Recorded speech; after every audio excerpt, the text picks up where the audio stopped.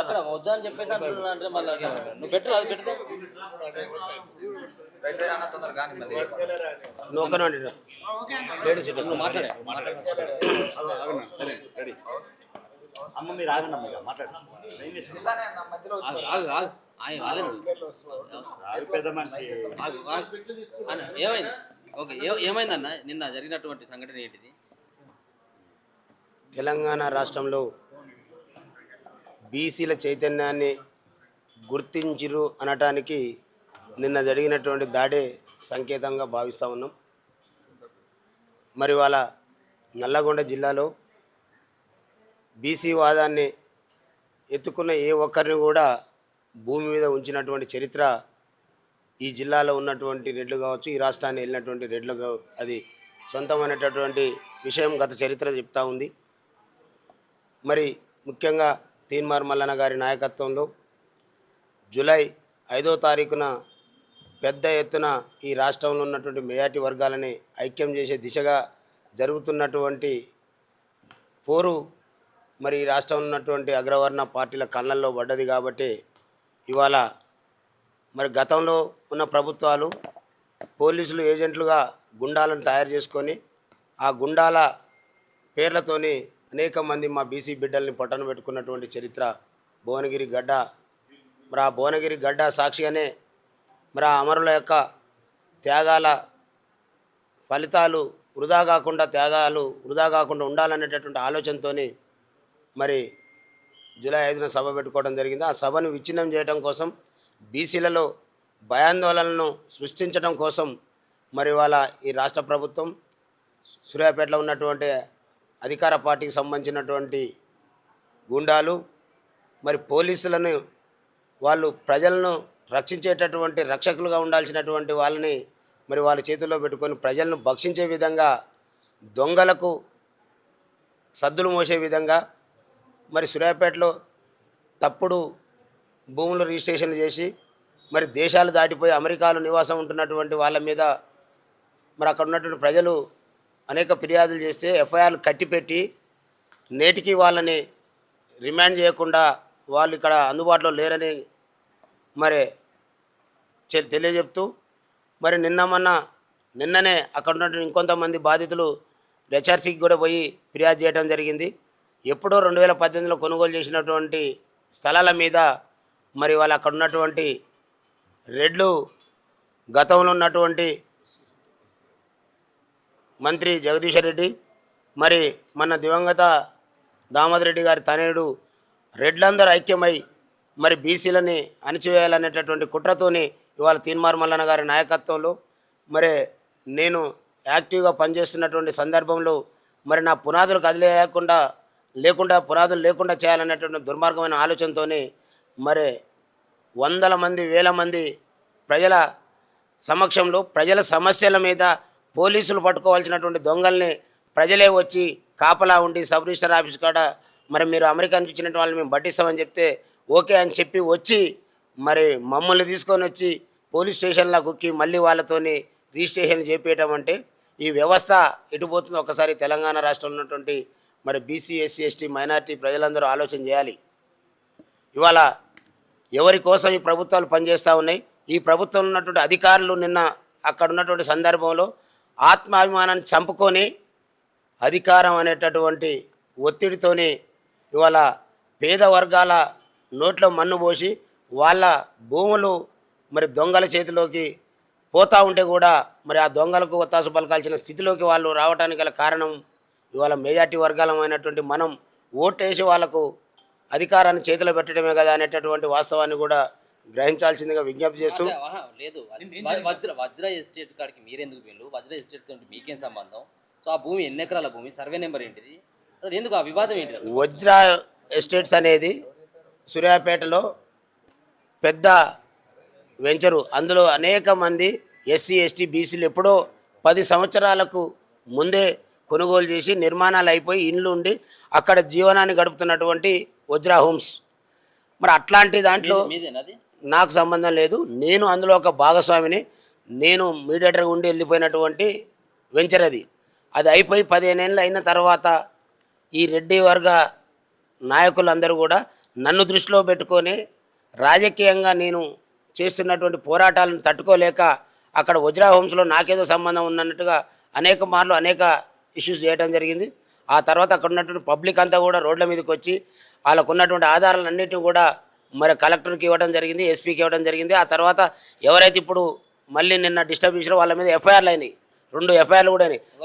వాళ్ళ మీద నల్లు ఉమాజ్యోతి రెడ్డి అనేటటువంటి ఆమె అమెరికాలో నివాసం ఉంటుంది, అమెరికా సిటిజన్ ఆమెకి ఇక్కడ ఏమున్నదో ఏమో కూడా తెలియదు.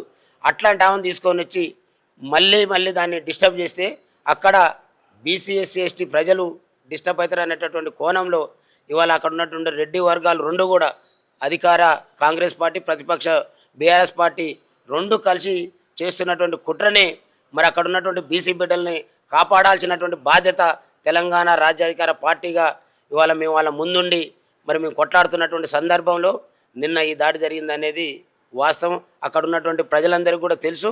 అక్కడ ఖాళీ స్థలంగా క్రియేట్ చేస్తూ ఉంటే సబ్ రిజిస్ట్రార్ దగ్గరికి పోయి మేము జియో ట్యాగ్ పెడతారు కదా, జియో ట్యాగ్ తీసుకొస్తానికి మీరు లైవ్ లొకేషన్కి రండి అంటే కూడా ఇక్కడ ప్రభుత్వం ఏం చెప్తే గదే జరుగుతుంది, ఇక మీకు తెలియందా అనే మాట స్వయంగా వారన్న మాట కూడా రికార్డ్ చేసుకొని రావడం జరిగింది. పోలీసులు అక్కడ ఉన్నటువంటి అధికార పార్టీ తొత్తులుగా మారి సిఐ వెంకటయ్య గారు, సిఐ రాజశేఖరు, అదేవిధంగా ఎస్ఐలు ఏడుకొండలు, శివతేజ, అదేవిధంగా ఇంకా 3-4 వివిధ పోలీస్ స్టేషన్ నుంచి ఒక 5-6 ఎస్ఐలు, 10-20 మంది పైచిలకు లోకల్ కానిస్టేబుల్, అదేవిధంగా మిలిటరీ బలగాలను కూడా తీసుకొని వచ్చి మేము ఏం చెప్పలే, న్యాయంగా వాళ్ళు వస్తే వాళ్ళతో మేము మాట్లాడతాం, వాళ్ళ డాక్యుమెంట్లు ఆడ పెట్టండి, అక్కడ ఉన్నటువంటి బీసీఎస్సీ ఎస్టీల డాక్యుమెంట్లు ఆడ ఉన్నాయి, ఈ డాక్యుమెంట్లు ఆ డాక్యుమెంట్ చూసిన తర్వాత మీరు తేల్చండి. కానీ వన్ సైడు మీరు వాళ్ళని ప్రొటెక్ట్ చేసి మరి కాపాడాల్సిన ప్రజల్ని పక్కకు నీకు వాళ్ళని తీసుకుపోయి చేస్తే బాగుండదని మాత్రమే మేము అక్కడ నిరసన కూడా తెలపలే, పోలీసులకే విజ్ఞప్తి చేసినాం.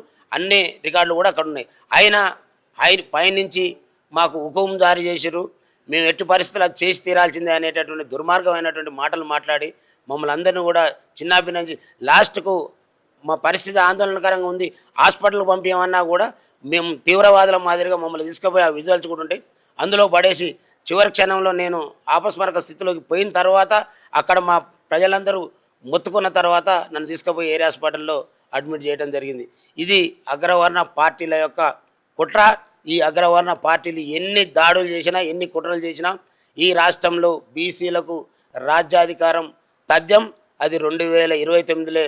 కాబట్టి వాళ్ళ పాపాలు పండుతూ ఉన్నాయి కాబట్టి ఈ రకమైనటువంటి దాడులకు పూనుకుంటూ ఉన్నారు. కాబట్టి నేను ఒకటే చెప్తా ఉన్నా, సూర్యాపేటలో రేపు పొద్దుగాల గౌరవ కలెక్టర్ గారికి, ఎస్పీ గారికి విజ్ఞప్తి చేస్తూ ఉన్నా, మీరు ఏదైతే వజ్రాహం సంబంధించిన దాంట్లో ఇన్ని కేసులు కోర్టులలో కేసులు నడుస్తూ ఉన్నాయి, పోలీస్ స్టేషన్లో ఎఫ్ఐఆర్లు పెండింగ్లో ఉన్నాయి, ఇవన్నీ ఉన్నాక కూడా అంత అత్యుత్సాహం ఏంది?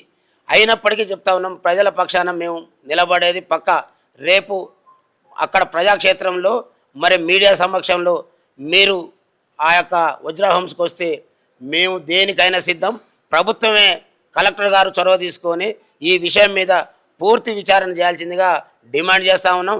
లేని పక్షంలో వాస్తవాలు ఈ సమాజానికి తెలియజేయడం కోసం అన్ని రకాల కార్యక్రమాలకు తెలంగాణ రాజ్యాధికార పార్టీ పూనుకుంటుంది. ఖచ్చితంగా పేద వర్గాలకు అన్యాయం జరిగితే సహించేది లేదు. ఇప్పటికే 80 ఏళ్ళు గడిచిపోయింది, ఇక మేము సహించేది లేదు. బరాబర్ తెలంగాణ రాష్ట్రంలో బీసీలం ఐక్యం అవుతా ఉన్నాం. తీన్మార్ మల్లన్న గారి నాయకత్వంలో 2029లో అధికారం మాదే, మీరు అధికారం సొంతం అనే విధంగా గత ప్రభుత్వం చేసినటువంటి దుర్మార్గాలు తెలుసు.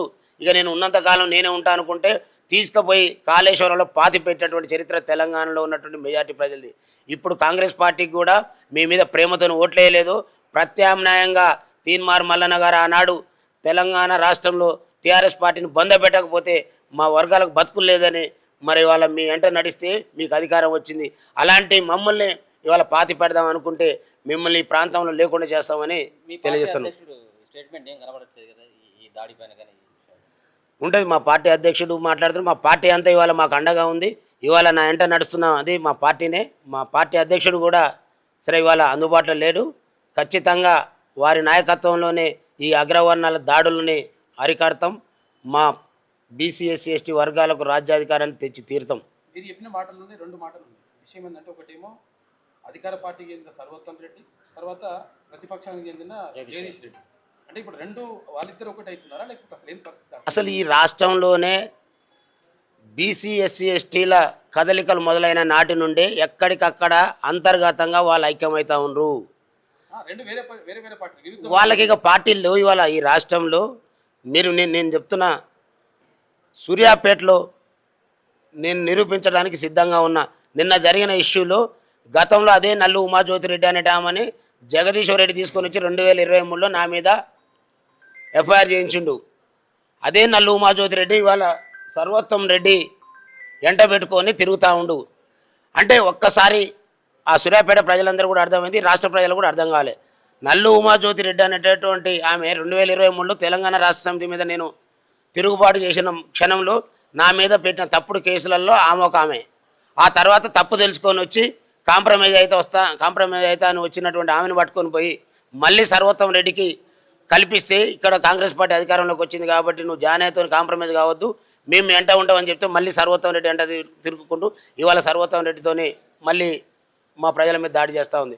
అంటే ఇంటర్నల్గా వాళ్ళకు ఐక్యత ఉందనేటటువంటిది అక్కడ ఉన్నటువంటి ప్రజలందరూ కూడా అర్థమైంది. దానికి కారణం సూర్యాపేటలో బీసీ వాదాన్ని ఎత్తుకొని ఒట్టెజాన యాదవ్ మాకు ఎదురుగా నిలబడుతురు. అంటే వాళ్ళ ఎంట ఉన్నంతకాలం ఒట్టెజానే అంటే ఇవాళ దామోదర్ రెడ్డి ఎమ్మెల్యే అయ్యేదంటే జానే పాత్ర క్రియాశీలకం అక్కడున్న దామోదర్ రెడ్డి చెప్పాల్సిందే, దామోదర్ రెడ్డి కుటుంబం చెప్పాల్సిందే. జగదీశ్వర్ రెడ్డి ఎమ్మెల్యే గెలిచిందంటే జానే పాత్ర ఏంటంటే అక్కడ ఉన్నటువంటి టీఆర్ఎస్ పార్టీ చెప్తుంది. కానీ వీళ్ళని ఎంతకాలం మనం ఎత్తుకొని భుజాల మీద మోయడమే తప్ప మన వర్గాలకు ఏదైనా మేలు జరుగుతుందంటే వీళ్ళు దాన్ని ఒప్పుకునే పరిస్థితులు లేరు. కాబట్టి అది గమనించిన వ్యక్తిగా ఈ రాష్ట్రంలో మెజార్టీ వర్గాలకు అధికారం రావాలనేటటువంటి తపనతో చేస్తున్నటువంటి పోరాటంలో మరి మల్లన్నతో కలిసిపోతున్నా కాబట్టి ఇవాళ వాళ్ళందరూ కూడా ఐక్యమై వాళ్ళకు ప్రత్యామ్నాయం వాళ్ళకు ప్రతిపక్షం అంటే ఇవాళ బీసీలమే. బీసీల ఎజెండాతో ముందుకు పోతున్న రాజ్యాధికార పార్టీ కాబట్టి అక్కడ రెడ్డి వర్గాలన్నీ కూడా ఐక్యమై ఇవాళ గతంలో ఏ రకంగానైతే ఇవాళ మీరు చూడండి ఎక్కడ కానీ ఈయన రేవంత్ రెడ్డి గారు నేను అధికారంలోకి వస్తే వారం తిరగక ముందే వీళ్ళందరినీ జైల్లో పెడతా అన్నాడు. ఎన్ని జైళ్ళలో నింపిండి వీళ్ళని? మళ్ళీ ఇవాళ ఇంటర్నల్గా అండర్స్టాండింగ్తో ఇక్కడ మీరు కాకపోతే మేము కాకపోతే మీరు కానీ మరో వర్గం అధికారంలోకి వస్తే మన బతుకులకు మరి గ్యారంటీ లేదనేటటువంటి వాస్తవాన్ని గ్రహించి వాళ్ళకు వాళ్ళ అండర్స్టాండింగ్తో వాళ్ళ ఈ రాష్ట్రంలో పరిపాలన జరుగుతూ ఉంది. అది మా బీసీఎస్సీ ఎస్టీ ప్రజలందరూ కూడా గమనిస్తూ ఉన్నారు. కాబట్టి ఖచ్చితంగా ఈ అగ్రవర్ణ పాలకుల బుద్ధి చెప్పేటటువంటి సమయం దగ్గరలోనే ఉంది. ఈ దాడులతోని కుట్రలతోని ఈ హత్యలతోని ఏది సాధించలేరు. గతంలో చరిత్ర అనేక సందర్భాలలో పునరావృతం అవుతూ ఉంది. ఏ వైపుగా ప్రయాణం చేసినోడు ఆ వైపుగానే అంతమందక తప్పదు. ఇప్పటి వరకు మా వర్గాల గొంతు నమిలి వీళ్ళు అధికారాన్ని అందుకురు. ఇవాళ ఆర్టిఫిషియల్ ఇంటెలిజెన్స్ నడుస్తున్నటువంటి రోజులు కాబట్టి ఇప్పుడున్నటువంటి పరిస్థితుల్లో వాళ్ళు ఇంకా గొంతు నలుగుతా అంటే మా ప్రజలు ఊరుకునే పరిస్థితి లేదు. మరో తమిళనాడు కాబోతా ఉంది తెలంగాణ రాష్ట్రం అనేది వాస్తవం. బయట తీసుకుందాం మిగతా